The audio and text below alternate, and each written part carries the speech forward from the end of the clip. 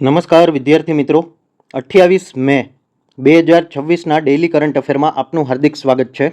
મિત્રો, છેલ્લે સુધી જોડાયેલા રહેજો જેથી કરીને અગત્યનો એક પણ ટોપિક આપનાથી મિસ ન થઈ જાય. Question number 1. સંયુક્ત રાજ્ય અમેરિકાના વર્તમાન વિદેશ મંત્રી માર્કો રૂબિયોએ મે 2026માં કયા દેશની મુલાકાત લીધી છે? તો સાચો જવાબ આવશે મિત્રો ઓપ્શન એ, ભારત. હવે અમેરિકાના વિદેશ મંત્રી માર્કો રૂબિયોએ મે 2026 દરમિયાન સ્વીડન અને ઇન્ડિયાની મુલાકાત લીધી હતી.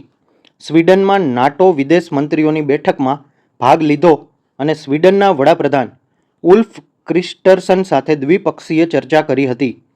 23થી 26 મે 2026 દરમિયાન ભારતની 4 દિવસીય સત્તાવાર મુલાકાત કરી હતી. નવી દિલ્હીમાં વડાપ્રધાન નરેન્દ્ર મોદી અને વિદેશ મંત્રી એસ જયશંકર સાથે વેપાર, રક્ષા અને ઉર્જા સુરક્ષા મુદ્દે ચર્ચા કરી હતી. ક્વાડ વિદેશ મંત્રીઓની બેઠકમાં પણ ભાગ લીધો હતો.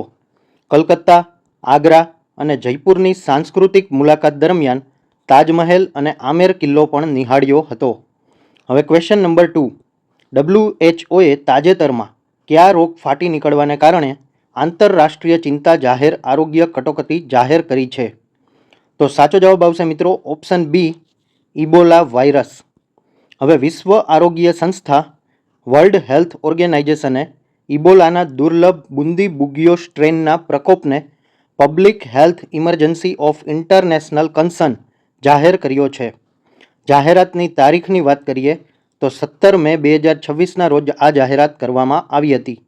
અગ્રગ્રસ્ત દેશોની વાત કરીએ તો ડેમોક્રેટિક રિપબ્લિક ઓફ કોંગો અને યુગાન્ડા. સૌથી વધુ અસરગ્રસ્ત વિસ્તારો ઇટુરી, નોર્થ કિવુ અને સાઉથ કિવુ પ્રાંત છે. વાયરસ સીધા સંક્રમિત વ્યક્તિના શરીરના પ્રવાહી દ્વારા ફેલાય છે. બુંદી બુગિયો સ્ટ્રેન મૃત્યુદર લગભગ 30%થી 50% સુધી રહે છે. આ સ્ટ્રેન માટે હાલમાં કોઈ માન્ય વૈશ્વિક રસી અથવા ચોક્કસ દવા ઉપલબ્ધ નથી. WHO મુજબ સ્થિતિ ગંભીર છે, પરંતુ હજી તેને મહામારી પેન્ડેમિક તરીકે જાહેર કરવામાં આવી નથી. હવે મિત્રો question number 3. Cannes film festival 2026માં કઈ ફિલ્મે કેમેરા ડી ઓર એવોર્ડ મળ્યો છે? તો સાચો જવાબ આવશે મિત્રો ઓપ્શન એ, બેન ઇમાના. હવે દિગ્દર્શક મારી ક્લેમેન્ટીના ડુસાબેજામ્બો કાન્સ ફિલ્મ ફેસ્ટિવલમાં એવોર્ડ જીતનાર પ્રથમ રવાન્ડન ફિલ્મ મેકર બની ગયા છે. વિષય વસ્તુની વાત કરીએ તો ફિલ્મમાં 1994ના રવાન્ડા જનસંહાર બાદ ટ્રોમા, ન્યાય અને સમાધાન જેવા વિષયો દર્શાવવામાં આવ્યા છે. હવે એવોર્ડની વાત કરીએ તો કેમેરા ડી ઓર શ્રેષ્ઠ પ્રથમ ફીચર ફિલ્મને આપવામાં આવ્યો છે અને આના જ્યુરી અધ્યક્ષ મોનિયા ચોકરી હતા. હવે ક્વેશ્ચન નંબર 4. ઉત્તર પ્રદેશમાં મેરઠથી પ્રયાગરાજને જોડતા ગંગા એક્સપ્રેસ વેની કુલ લંબાઈ કેટલી છે? તો સાચો જવાબ આવશે મિત્રો ઓપ્શન સી, 594 કિલોમીટર. આ એક્સપ્રેસ વે ઉત્તર પ્રદેશના 12 જિલ્લાઓમાંથી પસાર થાય છે. માર્ગ 6 લેન છે અને ભવિષ્યમાં 8 લેન સુધી વિસ્તારી શકાય છે. મુસાફરી સમય લગભગ 12 કલાકથી ઘટીને 6 થી 8 કલાક થયો છે. પ્રોજેક્ટનું ઉદ્ઘાટન વડાપ્રધાન નરેન્દ્ર મોદી દ્વારા 29 એપ્રિલ 2026ના રોજ કરવામાં આવ્યું હતું. આ ઉત્તર પ્રદેશના મહત્વપૂર્ણ ગ્રીનફિલ્ડ એક્સપ્રેસવે પ્રોજેક્ટનો એક ભાગ છે. હવે ક્વેશ્ચન નંબર 5. તાજેતરમાં ચર્ચામાં રહેલી વેંકટાપુરા નદી ભારતના કયા રાજ્યમાં આવેલી છે? તો સાચો જવાબ આવશે મિત્રો ઓપ્શન બી, કર્ણાટક. નદીનો ઉદ્ભવ પશ્ચિમ ઘાટના સિમોગા જિલ્લાના સાગર વિસ્તાર નજીક થાય છે. નદી લગભગ 50 કિલોમીટર પશ્ચિમ દિશામાં વહે છે. ભટકલ નજીક અલ્વેકોડી સિરાલી મુખ્ય સ્થાને અરબી સમુદ્રમાં મળી જાય છે. 24 મે 2026ના રોજ ભારે વરસાદ બાદ પાણીના અચાનક વધારાને કારણે ભટકલ વિસ્તારમાં દુર્ઘટના સર્જાઈ હતી. શંખ શિપલા એકત્ર કરવા ગયેલા 11 લોકોના ડૂબી જવાથી નદી ચર્ચામાં આવી હતી. હવે ક્વેશ્ચન નંબર 6. તાજેતરમાં કેનાઇન ડિસ્ટેમ્પર વાયરસ ને કારણે એક વાઘણનું મૃત્યુ કયા ટાઈગર રિઝર્વમાં થયું છે? તો સાચો જવાબ આવશે મિત્રો option C, Kanha tiger reserve. હવે એપ્રિલ મે 2026 દરમિયાન એક વાઘણ અને તેના 4 બચ્ચાના મૃત્યુ થયા. બાદમાં વધુ એક વાઘના મોતથી વાયરસના ફેલાવાની પુષ્ટિ થઈ. હવે CDV શ્વસન, પાચન અને નર્વસ સિસ્ટમ પર હુમલો કરતો ચેપજન્ય વાયરસ છે. આ વાયરસ મુખ્યત્વે સંક્રમિત પાલતુ અથવા રખડતા કૂતરાઓ દ્વારા જંગલી પ્રાણીઓમાં ફેલાય છે. ઘટના બાદ આસપાસના વિસ્તારોમાં રખડતા કૂતરાઓના રસીકરણ અને સફાઈ અભિયાન શરૂ કરાયા છે. હવે ક્વેશ્ચન નંબર 7. કઈ રાજ્ય સરકારે વંદે ગંગા જળ સંરક્ષણ જન અભિયાન 2026 શરૂ કર્યું છે? તો સાચો જવાબ આવશે મિત્રો ઓપ્શન બી, રાજસ્થાન. અભિયાનની શરૂઆત 25 મે 2026 ગંગા દશમીના પર્વ પર કરવામાં આવી હતી અને આની સમાપ્તિ 5 જૂન 2026 વિશ્વ પર્યાવરણ દિવસે કરવામાં આવશે.